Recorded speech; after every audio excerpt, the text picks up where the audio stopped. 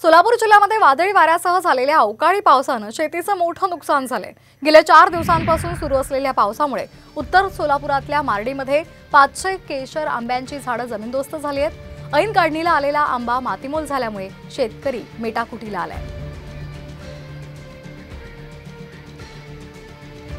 उन्हाळ्याच्या मोसमामध्ये आंबा खाणार नाही असा खवय्या शोधूनही सापडणार नाही। मात्र सोलापूरमध्ये या आंबा पिकाचं अतोनात नुकसान झालेलं आहे। मी सध्या उभा आहे अशाच एका आंब्याच्या बागेमध्ये। आपण बघू शकताय या तळहाताच्या फोडाप्रमाणे जपलेल्या आंब्याची अवस्था जी झालेली आहे ती अतिशय दयनीय अवस्था या ठिकाणी झाल्याचं चित्र आपल्याला पाहायला मिळतंय।